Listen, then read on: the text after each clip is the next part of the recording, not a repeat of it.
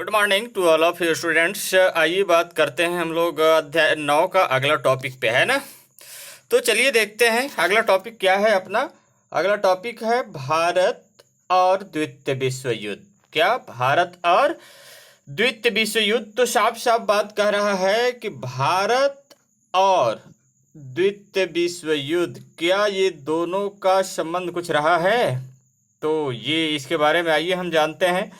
क्या कुछ इनका लगाव था, नहीं था, कोई रिश्ता था, नहीं था, ये सारी चीज़ें अभी हमारा आगे के लेक्चर में ये सब पता चलता जाएगा। इसमें आइए देखते हैं ना। तो देखिए, एक बार फिर, है ना, एक बार फिर अंग्रेजी सरकार ने भारतीयों से सलाह किए बिना, अंग्रेज जानते तो हो कि हमारे भारत के ऊपर गुलाम किए हुए थे, है कि नहीं। यानी हमारा जो भारत था ब्रिटेन का उपनिवेश था, है कि नहीं। वो भी क्या किया, दूसरा विश्व युद्ध में अंग्रेजी सरकार ने, ब्रिटेन ने भारतीयों से सलाह किए बिना, बिना पूछे, घर में कहता है ना, जैसे मान लो कहीं चले गए तो घर में बिना पूछे चले गए बाहर, तो अब आओगे घर में तो थोड़ा सा बातचीत तो होगा, बोला क्यों, कहाँ गए थे, है ना। इसी तरह से वहां भी हो गया। तो बिना सलाह किए, यानी भारतीयों से सलाह किए बिना भारत को युद्ध में झोंक दिया। कौन? ब्रिटेन ने, द्वितीय विश्व युद्ध में, ठीक है। भारतीय सेना को जापान से लड़ने के लिए, भारतीय सेना को जापान से लड़ने के लिए बर्मा और सिंगापुर, भारतीय सेना को जापान से लड़ने के लिए। अब जापान देखिए हमारा एशिया महाद्वीप का ही देश है। आप देखें तो नॉर्थ पैसिफिक ओशन में मिलेगा, अर्थात उत्तरी प्रशांत महासागर में देखें तो उसके पश्चिमी भाग में मिलेगा। और अगर आप ये महाद्वीपीय एरिया में देखेंगे तो देखिए वहाँ पे नॉर्थ कोरिया और साउथ कोरिया के जस्ट पूर्व साइड में हमारा जापान फैला हुआ है ना। ये आपका एशिया महाद्वीप का देश है। लेकिन भारत को कहाँ लड़ने के लिए कहा गया? जापान से लड़ने के लिए बर्मा और सिंगापुर तथा जर्मनी व इटली से लड़ने के लिए अफ्रीका भेजा गया। ये देख लो, जर्मनी और इटली से लड़ने के लिए कहाँ भेजा गया? अफ्रीका भेजा गया। सेना के उपयोग के लिए भारी मात्रा में अनाज, अब सेना के उपयोग के लिए यानी सेनाओं को खाने के लिए भारी मात्रा में अनाज, कपड़े आदि सामान खरीदा गया। इस कारण कीमतों में भारी वृद्धि हुई और आम लोगों को अभाव का सामना करना पड़ा। मतलब आम लोग माने जनताओं को, जो लोग यहाँ पे रह रहे थे, किसान वर्ग के जो लोग थे, अब इनके लिए जो है क्या हो गया, ये भारी कीमत के कारण अनाज खरीदना बड़ा मुश्किल हो गया, है ना। इसका सबसे भयानक प्रभाव 1943 में बंगाल के अकाल के रूप में सामने आया, जिसमें 30 लाख से अधिक लोग भूखमरी और महामारी के कारण मरे। अब सोचो, कोई अकाल प्राकृतिक घटना नहीं था, लेकिन ऐसा हुआ, ये द्वितीय विश्व युद्ध के कारण हुआ। 30 लाख से अधिक लोग भूख के मारे मर गए। खाना नहीं मिलेगा तो क्या होगा, मरेंगे ही ना। अनाज उत्पादन की कमी के कारण नहीं हुआ, मगर सेना के लिए सरकार द्वारा खरीदी के कारण अभाव से उत्पन्न हुआ। व्यापारी मौके का फायदा उठाकर अनाज की जमाखोरी करके माला माल हो रहे थे। अब सोचो कि इतने लोग मर रहे हैं, लेकिन व्यापारी लोग अनाज का रेट इतना ज़्यादा हाई कर दिए कि लोग खरीद नहीं पा रहे हैं और भूखे मर रहे हैं। अगर सरकार प्रयास करती तो पर्याप्त मात्रा में अनाज पहुंचाकर लोगों को बचाया जा सकता था, मगर उपनिवेशी शासन ने ऐसा कोई कदम नहीं उठाया। लेकिन उसी समय भारतीय व्यापारियों व उद्योगपतियों ने युद्ध की वजह से बड़ी मांग के कारण खूब मुनाफा कमाया और धनी हो गए। मौका का फायदा उठा रहे हैं। देखो, जान जा रहा है, लेकिन लोगों में किसी प्रकार का कोई संवेदना नहीं है। विश्व युद्ध में हमारी नीति क्या हो, इसको लेकर राष्ट्रवादी आंदोलन में गहरे मतभेद उभरे।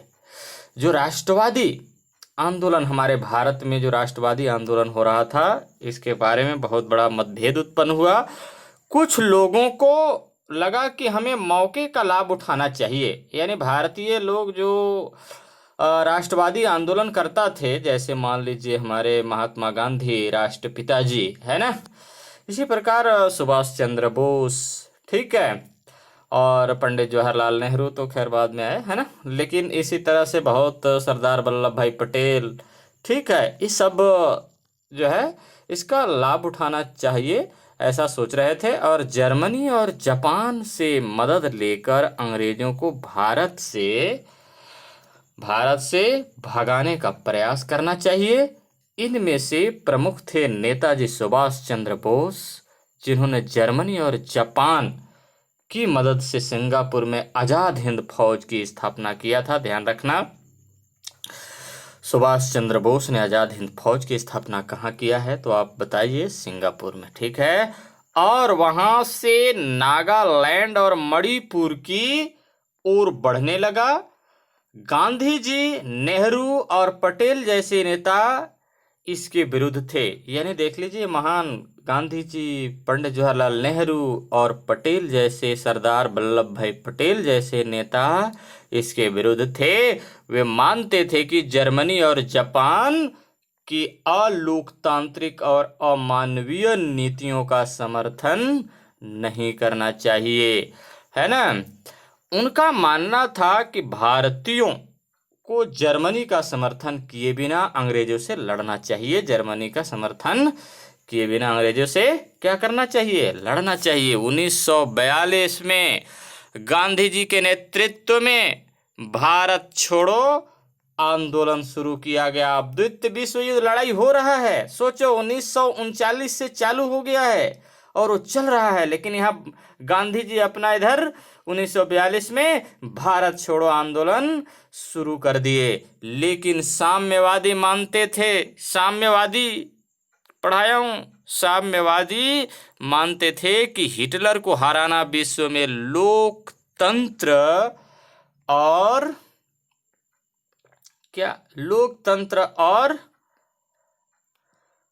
समाजवाद बचाने के लिए सर्वाधिक महत्वपूर्ण है। देखिए क्या है कि जो साम्यवादी व्यवस्था है, ये बिल्कुल सामाजिक कल्याणकारी व्यवस्था है, जो रूस का व्यवस्था है, यानी मार्क्सिस्ट व्यवस्था है। मार्क्स का ये कथन था कि साम्यवादी व्यवस्था हो, अर्थात जनता के कल्याण के लिए शासन किया जाए, और जितना भी धन संपत्ति है वो किसी व्यक्ति का निजी नहीं होगा, वो किसके लिए होगा, वो पूरा जो है उस राज्य का होगा, उस देश के होगा।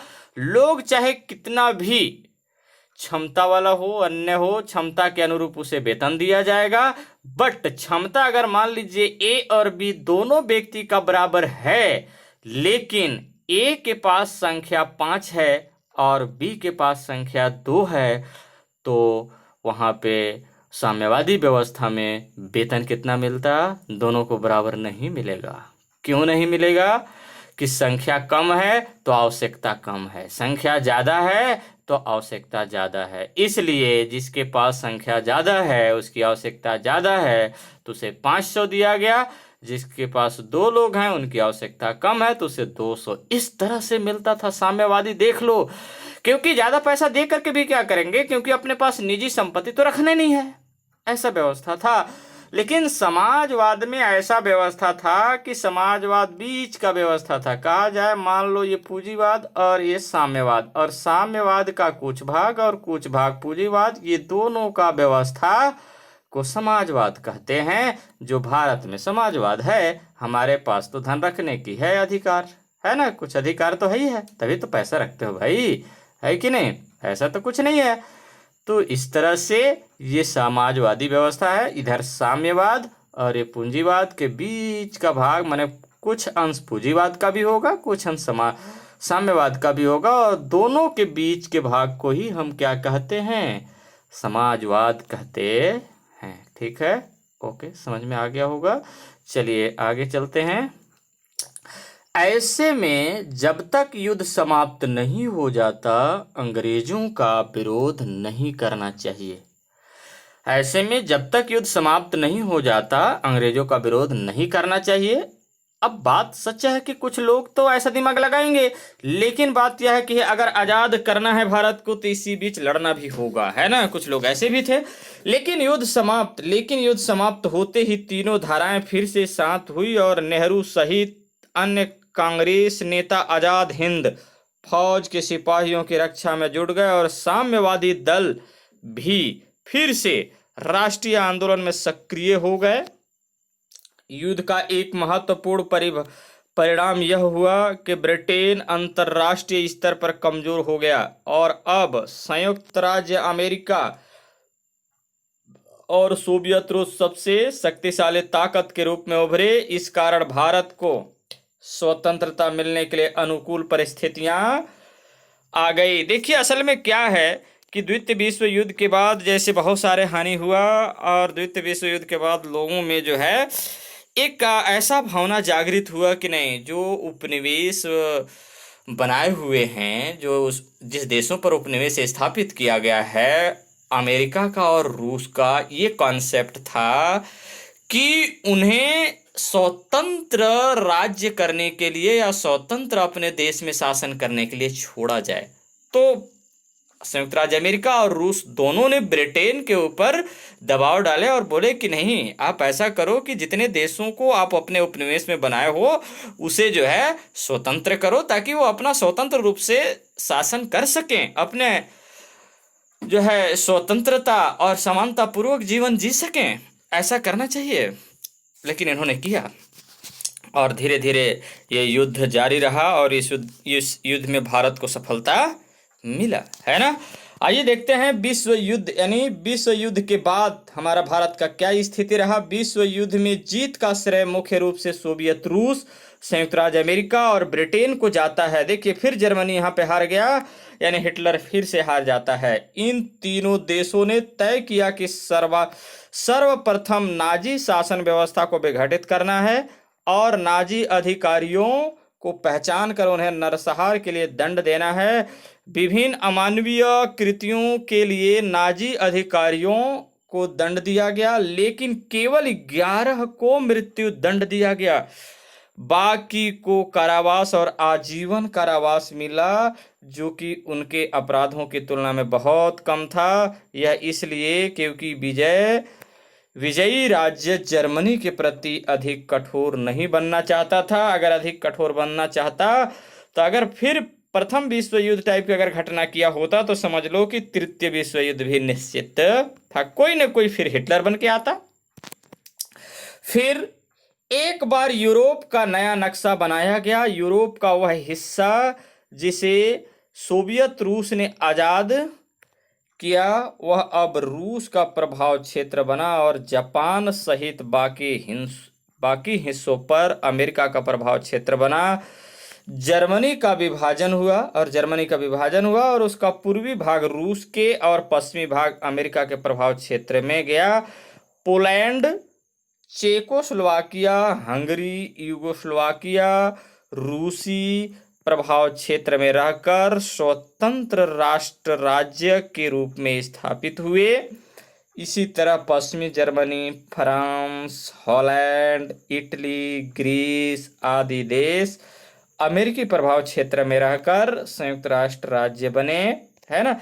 मतलब प्रभाव क्षेत्र का मतलब है कि उनके देख रेख में, है ना। जापान में वहां के राजा का शासन जारी रहा, मगर अमेरिकी तत्वाधान में चुनाव के द्वारा नई सरकार बनी और उसने एक नए लोकतांत्रिक संविधान का निर्माण किया। अमेरिका और रूस दोनों ने अपने प्रभाव क्षेत्र के देशों के आर्थिक पुनः उद्धार की योजना बनाई, ताकि युद्ध से जिन देशों का विध्वंस हुआ था वे फिर से विकास कर सके, धीरे धीरे अपनी स्थिति पर आ सके, है ना। इसी बीच यह प्रस्ताव आया कि यहूदियों के लिए उनके पौराणिक शहर यरूशलेम के आसपास एक अलग देश बने, यह वास्तव में अरब लोगों के क्षेत्र में था और अरब लोग वहां रहने वाले फिलिस्तीनी लोगों ने इसका विरोध किया। फिर भी अमेरिका सरकार की मदद से 1948 में यहूदियों का देश इजराइल बना। किसके मदद से? अमेरिका की मदद से। ठीक है,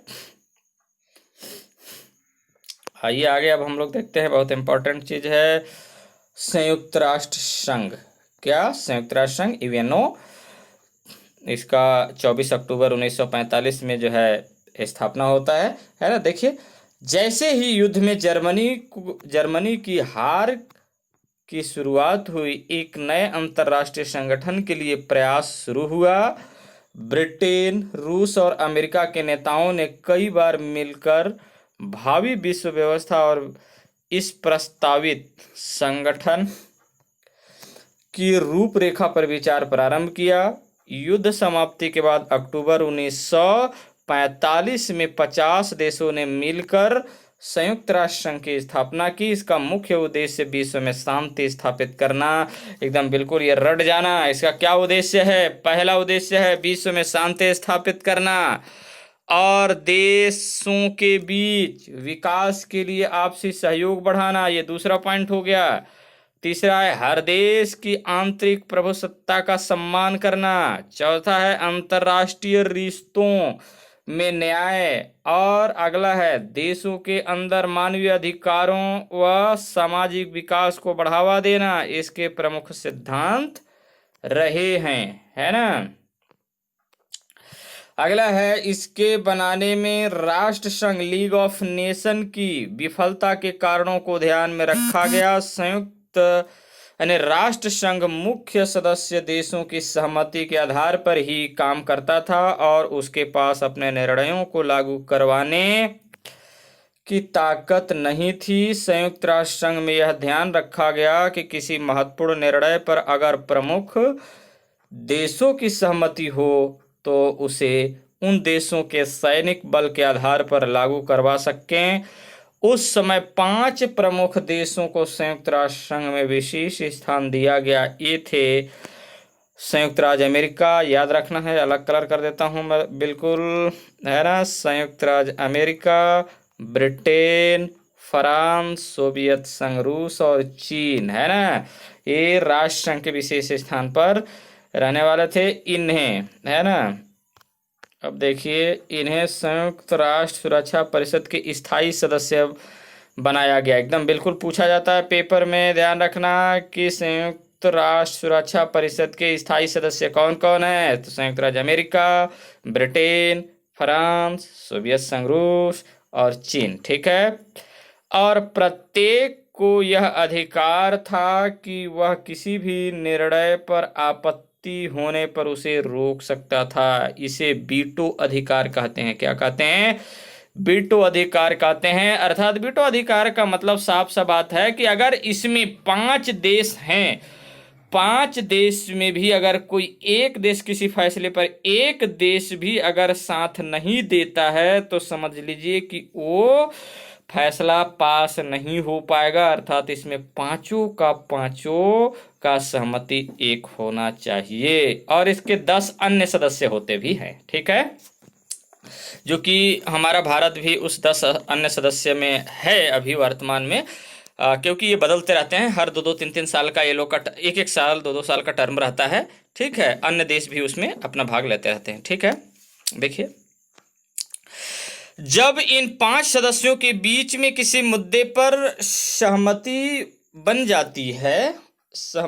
जाती है तो वे मिलकर उसे लागू करवा सकते थे। सुरक्षा परिषद के अलावा संयुक्त राष्ट्र संघ के सभी सदस्यों की आम सभा भी होती है, जिसमें कई मसलों पर विचार विमर्श और निर्णय होता है। इनके अलावा एक अंतर्राष्ट्रीय न्यायालय भी स्थापित हुआ। जिसमें देशों के बीच के विवादों का सुलझाया जा सके और अंतर्राष्ट्रीय कानून और संधि ठीक से लागू हो सके। देशों के बीच सहयोग और विकास के लिए कई अंतर्राष्ट्रीय एजेंसियां बनाई गई, जैसे यूनेस्को, यूनिसेफ, विश्व स्वास्थ्य संगठन, है ना, विश्व श्रम संगठन, अंतर्राष्ट्रीय मानवाधिकार आयोग आदि बनाए गए। अंतर्राष्ट्रीय मानवाधिकार आयोग आप पिछले बार 9th में पढ़े हुए हैं, जो कि 10 दिसंबर जो है 1948 में ये विश्व के लिए बना हुआ था और भारत में 1993 से लागू हो गया था। ठीक है।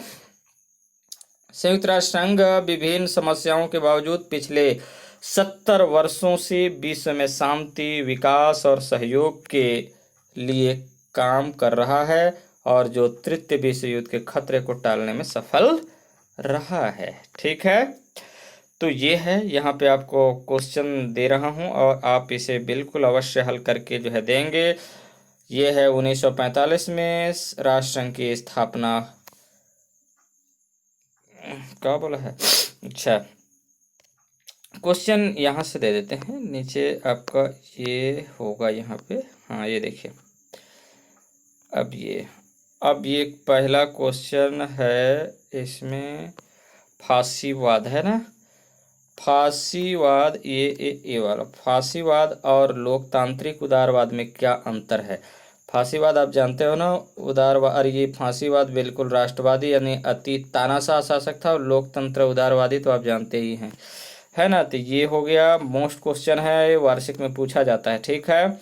उसके बाद राष्ट्रवाद और अति राष्ट्रवाद में अंतर, हिटलर जर्मन राज्य का विस्तार क्यों चाहते थे, ये हो गया। उसके बाद एक क्वेश्चन है ये वाला 9वां नंबर, संयुक्त राष्ट्र सुरक्षा परिषद में 5 देशों को विशेष अधिकार दिए गए, ऐसा क्यों किया गया, क्या यह उचित था, अपने विचार दीजिए, जरूर दीजिए, जरूर दीजिए।